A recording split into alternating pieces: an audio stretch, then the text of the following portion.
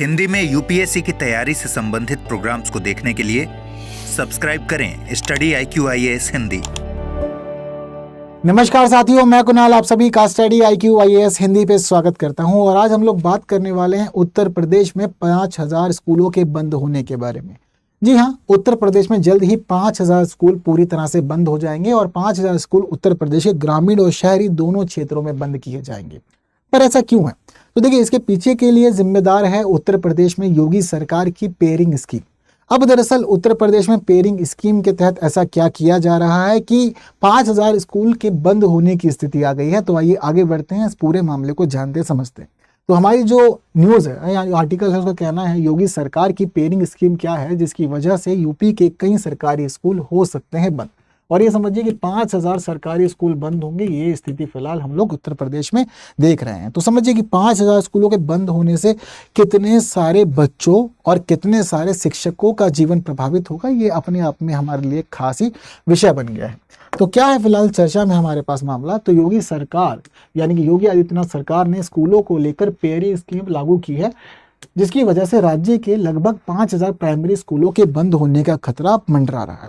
तो फिलहाल जो मुख्य मामला है हमारा किस चीज का? पेयरिंग स्कीम का मामला है, जिसकी वजह से 5000 प्राइमरी स्कूलों के बंद होने का खतरा चल रहा है। अब देखिए, वैसे तो उत्तर प्रदेश में स्कूलों के बंद होने का ये कोई पहला मामला नहीं है।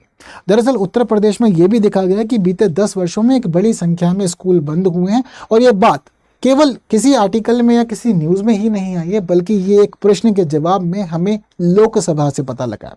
दरअसल बीते दिनों लोकसभा में एक चर्चा हुई और लोकसभा की हुई चर्चा में ये पता चला कि पूरे देश के अंदर कितने स्कूल 10 वर्षों में बंद हुए, और केवल पूरे देश में ही नहीं बल्कि साथ साथ हमें ये भी पता चला कि उत्तर प्रदेश में ही अकेले कितने स्कूल बंद हुए। अब यहाँ हमें केंद्र सरकार ने लोकसभा में बताया कि देखिए, बीते 10 सालों में देश में लगभग 89,000 सरकारी स्कूलों को बंद किया गया है। और जो ये 89,000 सरकारी स्कूल बंद हुए हैं, ये समझिए कि 89,000 सरकारी स्कूलों में से तो अकेले 25,000 स्कूल उत्तर प्रदेश के ही थे। यानी कि उत्तर प्रदेश का सबसे बड़ा वेटेज इसमें बना रहा और बड़ी संख्या में स्कूल बंद हुए हैं उत्तर प्रदेश में, जिसका सीधा प्रभाव शिक्षकों और छात्रों के जीवन पर पड़ रहा है। और केवल शिक्षकों और छात्रों के जीवन पर ही नहीं पड़ रहा बल्कि परिवारों पर भी पड़ रहा है। अब ये बात जब हमें लोकसभा से पता लगी तो लोकसभा में इस बात के पता लगने के अलावा ये भी पता चलता है कि केंद्र सरकार ने मार्च 2018 में संसद के एक लिखित जवाब में ये बताया था कि 2015-16 में उत्तर प्रदेश में 1,62,645 प्राइमरी स्कूल थे। लेकिन साथ साथ हमें ये भी पता लगा कि इन 1,62,645 प्राइमरी स्कूल्स में 34,151 स्कूल में 50 से कम बच्चे पढ़ रहे थे। और सरकार ने ये बताया कि ये आंकड़ा अभी और बदलेगा, क्योंकि जब हमें उत्तर प्रदेश के योजना विभाग ने 2021-22 के आंकड़े बताए तो ये पता चला कि उत्तर प्रदेश में सरकारी स्कूल तो कम हो गए। 2015-16 में सरकारी स्कूल 1,62,645 थे, ठीक है। तो 2015-16 के ये 1,62,645 प्राइमरी स्कूल थे। लेकिन बात करें 2021-22 की तो पता चलता है कि 1.4 लाख प्राइमरी स्कूल ही बचे। तो 1,62,000 से आप लगभग 1,40,000 के दरमियान पहुंच गए प्राइमरी स्कूल के मामले में। और कब से कब तक? केवल 15-16 से 21-20 के बीच में, यानी कि लगभग 5 से 6 सालों के बीच आपके यहाँ एक बड़ी संख्या में प्राइमरी स्कूल्स बंद कर दिए गए। अब वर्तमान में ये पता चलता है कि जो ये 1.4 लाख प्राइमरी स्कूल बचे हुए हैं, इन 1.4 लाख प्राइमरी स्कूल में 22,016 स्कूल ऐसे हैं जहां 50 से कम बच्चे पढ़ रहे हैं। अब आप लोग के मन में ये प्रश्न आ रहा होगा कि सर, स्कूलों की घटती संख्या तो समझ में आ रही है कि 10 सालों में यूपी में 25,000 स्कूल बंद हुए। 2015-16 में प्राइमरी स्कूल 1.6 लाख थे, लेकिन 2021-22 में तो प्राइमरी स्कूल 1.4 लाख हो गए। अब आपके मन में यह आएगा कि स्कूलों की घटती संख्या के साथ हम लोग ये बात क्यों कर रहे हैं कि उत्तर प्रदेश के कितने स्कूलों में 50 से कम बच्चे पढ़ रहे हैं। तो देखिए, एक्चुअल में अब जो वर्तमान में 5000 स्कूलों के बंद होने का मामला है ना, इन 5000 स्कूलों के बंद होने का मामला भी ये 50 से कम बच्चों वाले स्कूलों पर ही चल रहा है। और यही कहती है उत्तर प्रदेश में योगी सरकार की पेयरिंग स्कीम। अब उत्तर प्रदेश में योगी सरकार की पेयरिंग स्कीम की वजह से बच्चों का जो भविष्य है और बच्चों का जीवन है वो पूरी तरह से प्रभावित हो चुका है। और ये समझिए कि बहुत सारे बच्चों के जो शिक्षक जीवन है, जो शिक्षा का जीवन है, वो अस्त व्यस्त हो चुका है और बहुत सारे बच्चे ठीक से पढ़ नहीं पा रहे हैं, केवल उत्तर प्रदेश सरकार की इस पेयरिंग योजना की वजह से। अब पेयरिंग स्कीम में हो क्या रहा है? तो देखिए जो ये 50 से कम बच्चों वाले स्कूल है ना, वहीं पे ही पूरा प्रभाव हो रहा है इस पेयरिंग स्कीम का। दरअसल उत्तर प्रदेश सरकार ने निर्णय लिया है कि उत्तर प्रदेश में जितने भी स्कूलों में 50 से कम बच्चे हैं उन सभी स्कूलों को मर्ज कर दिया जाएगा। और ये समझिए कि आसपास में जहां कहीं भी अच्छी व्यवस्था मिल सकती है स्कूलों में, जहां पर मर्ज करके फायदा हो सकता है और संसाधनों का सदुपयोग हो सकता है, वहां पर स्कूल्स को मर्ज किया जाएगा। तो उत्तर प्रदेश सरकार के इसी पेयरिंग स्कीम के तहत अब हमें पता चल रहा है कि उत्तर प्रदेश में लगभग 5000 स्कूल ऐसे हैं जहां 50 से कम संख्या में बच्चे पढ़ा करते हैं। और ये प्राइमरी स्कूल है, देखिए छोटे छोटे बच्चे पढ़ा करते हैं, कहीं पे 30 बच्चे पढ़ रहे हैं, कहीं 32 बच्चे पढ़ रहे हैं, कहीं पे 20 बच्चे ही पढ़ रहे हैं। प्राइमरी स्कूल का मामला है। और प्राइमरी स्कूल का मामला इस वजह से है कि एक गांव के अंदर गिने चुने परिवार होते हैं। अब जो गांव के गिने चुने परिवार हैं, उन्हीं परिवार के लिए पास में एक स्कूल बना हुआ है। हालांकि ना तो वहाँ बहुत अधिक शिक्षक हैं और ना ही वहाँ का इंफ्रास्ट्रक्चर बहुत अच्छा है, बट छोटे मोटे स्कूल हैं वहाँ जो बच्चों की प्राइमरी शिक्षा की देखभाल कर लेते हैं और बच्चे वहाँ अपनी प्राइमरी शिक्षा प्राप्त कर लेते हैं। उसके बाद जब वो बड़े हो जाते हैं, थोड़े समझदार हो जाते हैं, तो माता पिता भी उन्हें कुछ दूर के स्कूल में भेज देते हैं जहाँ वो आगे की सेकेंडरी और सीनियर सेकेंडरी की पढ़ाई अपनी कंप्लीट कर सके। अब वही स्थिति यहाँ पर बच्चों के लिए खतरा बन चुकी है, क्योंकि अब जो 50 से कम बच्चों वाले स्कूल हैं वो सारे स्कूल बंद करवा दिए जा रहे हैं और मर्ज के तहत अब स्कूल बच्चों को दूर मिल रहे हैं। और स्कूलों का दूर मिलना बच्चों के लिए और ज्यादा अत्यंत चिंताजनक हो गया, क्योंकि छोटे छोटे बच्चों के मामले में माता पिता अपने अनेक कार्यों में व्यस्त हैं और जो बच्चों का स्कूल है वो अब 1.5 किलोमीटर, 2 किलोमीटर, 3 किलोमीटर दूर हो गया। और प्राइमरी स्कूल इतना अधिक दूर होना बच्चों के जीवन पे नकारात्मक प्रभाव डाल रहा है, क्योंकि इतने दूर बच्चे अकेले जा नहीं सकते हैं और बच्चों के माता पिता भी इतने दूर बच्चों को स्कूल में भेजने के लिए पूरी तरह से वो अकेले नहीं भेज सकते और वो खुद जाने में भी सक्षम नहीं है। ये स्थिति हमें यहाँ पर देखने को मिल रही है। तो अब उत्तर प्रदेश के अंदर दो स्थिति पता चल रही है। पहली तो ये कि भाई स्कूलों को मर्ज किया जा रहा है जहां 50 से कम बच्चे हैं, और दूसरा प्रश्न ये आता है कि जो विद्यालय अब खाली हो गए हैं उन विद्यालयों का अब क्या किया जाएगा, सरकार ने क्या सोचा। तो देखिए फिलहाल अब स्थिति यही आ चुकी है कि भाई अब उत्तर प्रदेश में एक बड़ा रीजन बनी है यहाँ पर 6 वर्ष की उम्र। दरअसल क्या हुआ है कि भाई सरकार ने उम्र को भी बदला है, यानी कि आपको ये तो पता चल ही गया है कि भाई 50 से कम बच्चों वाले स्कूलों को मर्ज किया जा रहा है, दूसरे स्कूलों का जोड़ दिया जा रहा है बच्चों को। अब इसकी वजह से डिस्टेंस भी बढ़ गया है और डिस्टेंस के मामले में ये समझिए कि कई किलोमीटर तक का मामला हो गया। अब ऐसा क्यों है कि कहीं पे 50 से कम बच्चे देखने को मिल रहे हैं? क्या 50 से कम बच्चे देखने को मिल रहे हैं तो ये आज का नया मामला या फिर ये वर्तमान में अधिक जटिल हो गया है और चिंताएं बढ़ गई है? तो फिलहाल जो एक्सपर्ट्स हैं उनका ये कहना है कि देखिए राज्य के अंदर सरकार ने फिलहाल एज को बदला है और अब एज ये कर दी गई है कि अगर बच्चे की उम्र जुलाई में 6 वर्ष पूरी नहीं हुई है तो बच्चे का एडमिशन नहीं किया जा रहा है विद्यालय में। अब बच्चे की उम्र का मानक 6 वर्ष रखने की वजह से ही विद्यालयों में बच्चों की दिक्कतें ज्यादा हो गई हैं और अब ये देखने की स्थिति हो चुकी है कि बच्चों के जो आपने नियम बदला है 6 वर्ष वाला, उसकी वजह से संख्या में गिरावट देखने को मिली है और बच्चों का एडमिशन बड़ी संख्या में नहीं हो रहा है। अब जब बच्चों का एडमिशन बड़ी संख्या में नहीं हो रहा है, यानी कि जो आप सामान्यतः संख्या 50 से ऊपर मेंटेन करते थे उतनी भी मेंटेन नहीं हो रही है, तो विद्यालय के अंदर चीज़ों का माना जा रहा है कि सदुपयोग नहीं हो रहा है। और इसके अलावा एक दूसरा रीज़न ये है कि ग्रामीण क्षेत्रों में या बाकी क्षेत्रों में जिन बच्चों के अपने आधार नहीं है उन आधार वाले बच्चों को सहायता राशि नहीं दी जा रही, जिसको हम लोग स्कॉलरशिप वगैरह कहते हैं। तो अब बच्चों को जब स्कॉलरशिप नहीं मिल रही है तो इस वजह से भी बहुत सारे बच्चे विद्यालय में आना नहीं चाह रहे हैं, वो विद्यालय से दूर रहना चाह रहे हैं कि भाई जब पैसा नहीं मिल रहा तो फिर ठीक है कहीं और देखेंगे या फिर बाद में शुरू करेंगे पढ़ाई जब पैसा मिलेगा या आधार कार्ड बन जाएगा। तो दो बड़े रीजन माने जा रहे हैं जिसकी वजह से बच्चों का स्कूल एडमिशन नहीं हो पा रहा है अपने नजदीकी क्षेत्रों के अंदर और उसकी वजह से विद्यालयों में संख्या गिर गई बच्चों की और इसी वजह से बच्चों को जो स्कूल है वो स्कूलों को मर्ज करके दूर के क्षेत्रों में बच्चों को जाना पड़ रहा है। अब इस पूरी की पूरी स्थिति में उन खाली स्कूलों का क्या होगा जो खाली स्कूल हम लोग को अभी देखने को मिल रहे हैं। तो देखिए इस मामले में भी योगी सरकार ने एक एडवाइजरी जारी की है और एडवाइजरी जारी करते हुए ये कहा है कि देखिए जितने भी स्कूल खाली हो गए हैं उन खाली स्कूल्स के मामले में इसको एक नया रूप दीजिए, क्योंकि कम बच्चों की संख्या है। तो प्राइमरी लेवल है, प्राइमरी लेवल के ऐसा पता चल रहा है कि बच्चों की संख्या कम है, 15, 20, 25, 30 बच्चे ही पढ़ रहे हैं, तो संसाधनों का सदुपयोग इसको हम नहीं मान सकते। अब ऐसी स्थिति में जो विद्यालय का ढांचा है जहाँ पर विद्यालय मौजूद है, अब इस विद्यालय को या तो आप बाल वाटिकाओं में बदल दीजिए या फिर आप विद्यालय में किसी प्राइवेट इंस्टीट्यूशन की स्थापना कीजिए ताकि संसाधनों का इस्तेमाल हो सके। ऐसा ना हो कि प्राइमरी स्कूल के नाम पर हम संसाधनों को पूरी तरह से यूटिलाइज ना कर पाए, यूज ना कर पाए। इसी वजह सरकार का कहना है कि इसका रूप बदलिए और रूप बदल के यहाँ पर प्राइवेट इंस्टीट्यूशंस को स्थापित कर दीजिए, बाल वाटिकाएं स्थापित कर दीजिए, जिससे कि इन संसाधनों का हम लोग लाभ भी उठा सके और जो प्राइमरी स्कूल के कम संख्या के बच्चे हैं वह बच्चे दूर के क्षेत्रों में आसपास जाकर के थोड़ा पढ़ सकें। मतलब सरकार का तो यही मानना है कि आसपास जाके पढ़ सके, लेकिन बच्चों के घर से डिस्टेंस बढ़ चुका है और वो उनके लिए चिंता का विषय अब हो गया। हालांकि मामला यहीं तक ही सीमित नहीं रहा, मामला पहुंच चुका है इलाहाबाद हाईकोर्ट में भी। ठीक है, अब मामला जब इलाहाबाद हाईकोर्ट में पहुंचा है तो ये समझिए कि इलाहाबाद हाईकोर्ट में पहुंचने के बाद में स्थितियां अब एक नए रूप में है।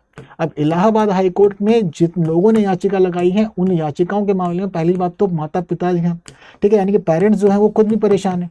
माता पिताओं के अलावा जो है वहाँ पर सामाजिक कार्यकर्ता भी जुड़े हुए हैं, इसके अलावा शिक्षक भी परेशान है क्योंकि उनकी की चीजें थोड़ी सी यहाँ पर दिक्कतों में आ गई है। अब इन सभी लोगों ने मिलकर सरकार के खिलाफ मोर्चा खोला और सरकार के खिलाफ मोर्चा खोल के इलाहाबाद हाईकोर्ट में जाकर के इन्होंने कहा कि इलाहाबाद हाईकोर्ट में जो न्यायाधीश हैं वो सरकार के इस फैसले को रोक लगाएं और ये पेयरिंग स्कीम आगे नहीं बढ़नी चाहिए। हालांकि इन्होंने अपने अपने तर्क भी दिए। अब किसका क्या तर्क था, तो देखिए जिन लोगों ने याचिकाएं लगाई हैं उन लोगों की याचिकाओं में तर्क ये है कि देखिए अब इस मर्जर स्कीम के कारण छोटे बच्चों की पढ़ाई प्रभावित हो रही है और बच्चे स्कूल भी छोड़ रहे हैं। क्यों स्कूल छोड़ रहे हैं, क्योंकि भाई डिस्टेंस ज़्यादा हो गया। अब वही स्कूल जो घर के पास हुआ करता था, बच्चे आराम से चले जाया करते थे, किसी की ज़रूरत नहीं पड़ती थी, अब डिस्टेंस बढ़ गया है। और बहुत सारी जगह ये पता चला है कि पुराने स्कूल में 30 बच्चे थे तो दूसरे स्कूल में अब 3 बच्चे ही पहुँच पा रहे हैं, क्योंकि उनको ना तो सुविधाएं मिल पा रही हैं ठीक से और ना ही वो चीज़ों को अडॉप्ट करने के लिए पूरी तरह से तैयार है। तो वो बचना ही चाह रहे हैं, तो इसलिए बच्चे दूसरे स्कूलों में, नए स्कूलों में पढ़ना नहीं चाह रहे हैं, जिन स्कूलों में उनको मर्ज कर दिया गया। इसके अलावा बात है अगर डिस्टेंस की वजह से, तो पेरेंट्स भी थोड़ा हाथ खींच रहे हैं। पेरेंट्स का ये मानना है कि पहले पास में थे तो बच्चे आराम चले जाया करते थे, हम भी छोड़ के आ जाया करते थे। अब 2-2, 3-3 किलोमीटर दूर स्कूल है, गाड़ी में भी आने जाने की परेशानियां हैं और हम लोग जा करके छोड़ के नहीं आके सकते हैं। अब हम बाकी कामों में भी रहते हैं या बाकी चीज़ों में हमें देखभाल करनी पड़ती है, तो हम इन चीज़ों में अवेलेबल रह नहीं सकते हैं। और बच्चे को छोड़ के आना और वापस लेकर के आना, ये हमारे लिए एक नई चुनौती बन गई है। इसके अलावा कुछ परिवारों में ऐसी स्थिति भी निकल के आई है कि जैसे माता पिता या तो एकल पेरेंट ही है, ठीक है, सिंगल पेरेंट है, या फिर कहीं पे ये भी स्थिति कि पेरेंट की दिव्यांग स्थिति है तो वो भी छोड़ के नहीं आ सकते हैं, तो उनके लिए भी ये मामला चिंताजनक ही हो चुका है और वो भी यहाँ परेशानियों का सामना कर रहे हैं। तो इसलिए सीधे तौर पर स्थिति ये है कि बच्चों की पढ़ाई प्रभावित हो रही है और बच्चे स्कूल छोड़ रहे हैं इस मर्जर स्कीम की वजह से। केवल इतना ही नहीं है, शिक्षा के अधिकार का उल्लंघन भी बताया गया है सरकार की इस मर्जर स्कीम को। और शिक्षा के अधिकार का उल्लंघन इस वजह से बताया गया है क्योंकि शिक्षा के अधिकार के तहत 300 की आबादी वाले गांव में 1 किलोमीटर के दायरे में 6 से 14 साल तक के बच्चों के लिए एक स्कूल का होना अनिवार्य है। अगर 300 की आबादी वाले गांव के 1 किलोमीटर के दायरे में 6 से 14 साल तक के बच्चों के लिए स्कूल नहीं होता तो फिर यह हो जाता है हमारे इस राइट टू एजुकेशन का उल्लंघन। और राइट टू एजुकेशन का मामला ये समझिए कि राइट टू एजुकेशन का मामला हमारे 2 क्षेत्रों में हमें देखने को मिलता है। पहली बात तो ये हमारी फंडामेंटल राइट्स का भी हिस्सा है, दूसरा ये हमारे directive principles of state policies में भी है, हमें देखने को दोनों ही जगह पर मिलता है। तो अब जरूरी है कि 6 से 14 साल तक के बच्चों की शिक्षा के लिए अच्छी व्यवस्था में स्कूल स्थापित किए जाएं, लेकिन इस नीति के तहत बच्चों के स्कूल दूर हो चुके हैं जिस वजह से बच्चे अब दूर जाने से कतरा रहे हैं। इसके अलावा ग्रामीण और गरीब, ये 2 प्रकार के बच्चों के जीवन पे खतरा माना जा रहा है इस स्कीम की वजह से। और सभी का यही कहना है कि दिक्कतें खासतौर पे गरीब और ग्रामीण बच्चों के लिए है। बाकी और जो पेरेंट्स हैं वो तो बच्चों के लिए सुविधाएं अवेलेबल करवा लेंगे, लेकिन समाज के ये लोग पीछे छूट जाएंगे। तो ये याचिकाकर्ताओं के तर्क है और सभी ने ये कहा था इलाहाबाद हाईकोर्ट से कि इलाहाबाद हाईकोर्ट सरकार के इस फैसले को निरस्त कर दे और ये फैसला आगे लागू नहीं रहना चाहिए। लेकिन सुनवाई हुई और सुनवाई के बाद सरकार का पक्ष भी सुना गया। तो सरकार ने कहा कि देखिए किसी एक विद्यालय वाले क्षेत्र में आप 50 से कम बच्चों को पढ़ा रहे हैं, उसके लिए 2-3 शिक्षक भी अपॉइंट करने पड़ रहे हैं, इसके अलावा बाकी और खर्चा भी हो रहा है बैठने का और बाकी सुविधाओं का। अब हम लोग क्यों ना इसका सदुपयोग करें, बेहतर उपयोग करें संसाधनों का। तो यहाँ पर हम लोग बाल वाटिकाएं बना सकते हैं, बाल वाटिका बना सकते हैं। इसके अलावा प्राइवेट अलग अलग इंस्टीट्यूशन स्टैब्लिश कर सकते हैं। हो सकता है कि वहाँ पर कंप्यूटर सिखाया जाए, हो सकता है कोई वहाँ पे कौशल की शिक्षा दी जाए, इसके अलावा कोई ट्रेनिंग इंस्टीट्यूट वहाँ बन जाए, कुछ भी हो सकता है जिससे सदुपयोग भी होगा, संसाधनों का लाभ भी मिलेगा और कुछ लोगों के लिए अच्छी व्यवस्था उस स्थान पे हम लोग कर भी सकते हैं, ये चीज़ें भी ठीक रहेंगी। तो सरकार ने पक्ष रखा कि संसाधनों का बेहतर उपयोग प्राइमरी के 20 बच्चों के लिए और 30 बच्चों के तहत तो नहीं हो पा रहा है। एटलीस्ट कम से कम 50+ बच्चे होते तो हम मानते कि चीज़ें ठीक हैं, बट 20 बच्चों के लिए, 15 बच्चों के लिए क्या ही स्थिति ठीक यहाँ पानी जा सकती है, ये तो आंकड़ा गड़बड़ा रहा है। तो अब फिलहाल कोर्ट ने जो मामला समझा है वो भी सरकार का ही समझा और सरकार के पक्ष में रहते हुए याचिकाओं को खारिज कर दे और सुनवाई नहीं करी है इस मामले में। लेकिन ये बात भी सच्चाई है कि बच्चों का जीवन प्रभावित हो रहा है, शिक्षा प्रभावित हो रही है और खासतौर पर प्रभाव तो गरीब और ग्रामीण बच्चों पर ही पड़ेगा। हालांकि शिक्षक खुद भी नाराज है इस वाले पहलू से, पेरेंट्स में तो नाराजगी बड़े स्तर पर चल रही है और बच्चे नहीं जा पा रहे हैं, इस नए पूरे के पूरे ढांचे को अडॉप्ट नहीं कर पा रहे हैं, दूर के विद्यालयों में पढ़ने के लिए वो पूरी तरह से कंफर्टेबल नहीं है, तो उनको भी दिक्कतें हैं।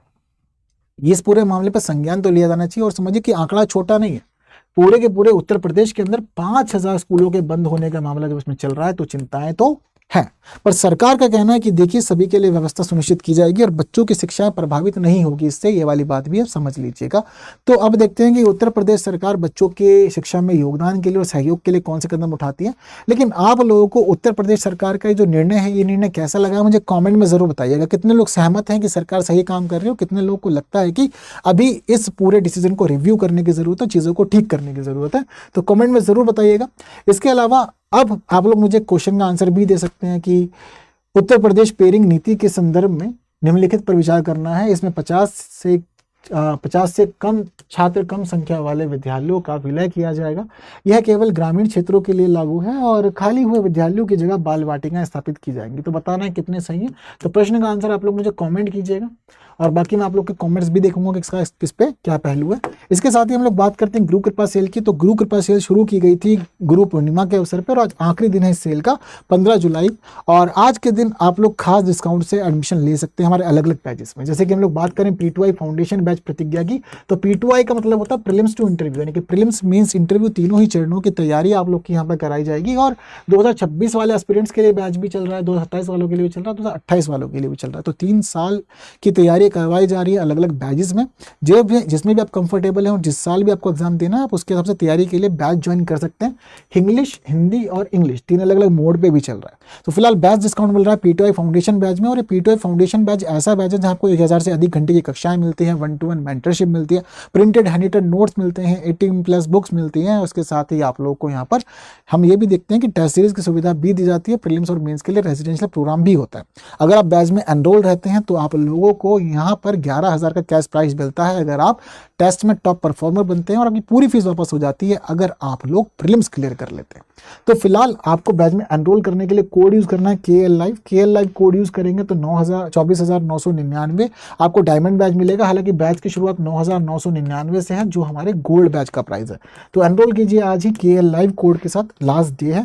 बाकी मेरे साथ कहाँ जुड़ना है, टेलीग्राम पे जुड़ सकते हैं, इंस्टाग्राम जुड़ सकते हैं, फेसबुक जुड़ सकते हैं और X पे जुड़ सकते हैं। सभी जगह आप जुड़ सकते हैं और QR कोड स्कैन कर सकते हैं जहाँ पर आप लोगों को सारी फाइल्स अवेलेबल होती हैं और हमारे बाकी डिस्कशन भी होता है। तो बस आज की क्लास में इतना ही।